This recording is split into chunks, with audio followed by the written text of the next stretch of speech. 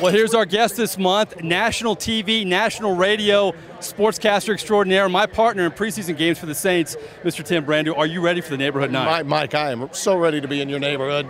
You have no idea how badly I've wanted to be in your neighborhood. There are a lot of people, I understand, that wanted to have a picket line because I'm coming to your neighborhood, but you're going to have to deal with it. It's growing. He should be my agent. Number one, here we go. For one game, you have to pick a coach, Urban or Nick Saban. Ooh. I'm going to have to go with Sabes on that one because Nick is, he's done it at so many different places. Not that Urban hasn't, but Saban is one of those guys, and I've said this many times, he understands the modern day internet athlete. He's and Urban's a great psychiatrist too, but no doubt you have to be able to do that to be a really good head coach. But Saban, in terms of just understanding what buttons to push, and he's done it, you know, I mean, look, he's done it at two different places. Urban's done it twice at the same place. So I'll say Nick by a scant margin. Is that okay? That's fine. That's Am fine. I allowed in Florida after that? I don't know. Okay. It's him now. I'm the host here. Number two, will the guy by the name of Tim Tebow make it in the NFL? Yes, he will, and I believe he will transform the way the quarterback position historically has been played. Not maybe every down, but the position overall, the way it's played.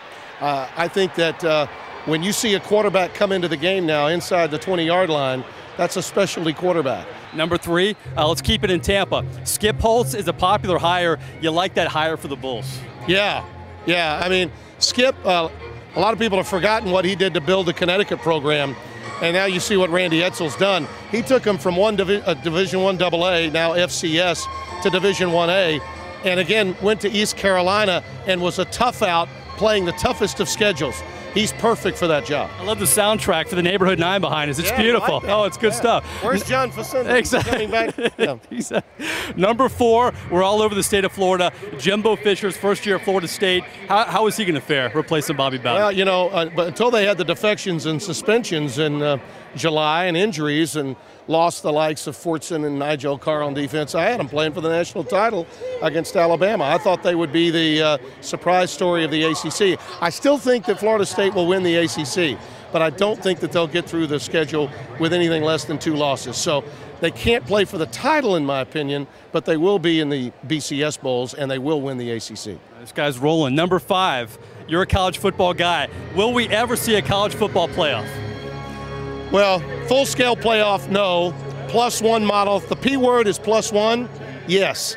I believe in 2014 we'll see a form of elimination with the top 4 teams being paired 1 versus 4, 2 versus 3, with the winners advancing to the national championship game. That will happen in the new BCS contract in 2014. All right, let's have some fun. You're a great ad-libber. I'm going to test your ad-lib skills. We're at the SEC Championship. It's 4th down. The Gators against Alabama. Florida's driving. They got to have a touchdown to score. Johnny Brantley at quarterback. They send some Wes Welker lookalike named Neighbors in there. Give me the play-by-play, the final play of the SEC Championship. Brantley is looking in the corner.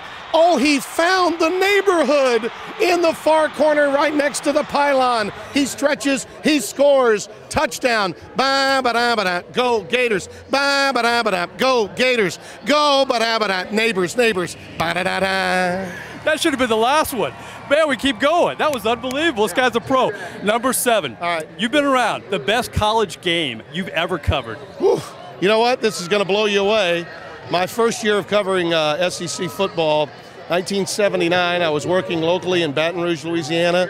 Number 1 USC, John Robinson was coach. Charles White won the Heisman that year, and Marcus Allen was a fullback. That team was absolutely loaded with incredible players, both offensively and defensively.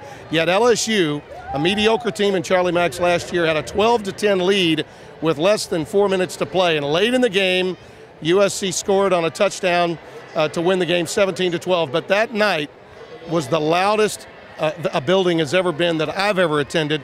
And they had about 20,000 fewer people that could sit in Tiger Stadium back then. That was as exciting. And maybe because I was young.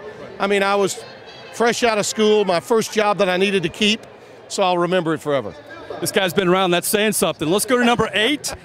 I get Jim Neighbors all the time. Hey, Jim. Hey, buddy. How you doing? Shazam. Yeah. You probably get Marlon Brando growing up a little bit. We like to play the name game. What's your favorite Marlon Brando movie? Oh, absolutely. I mean, Charlie, I could have been a content, Charlie.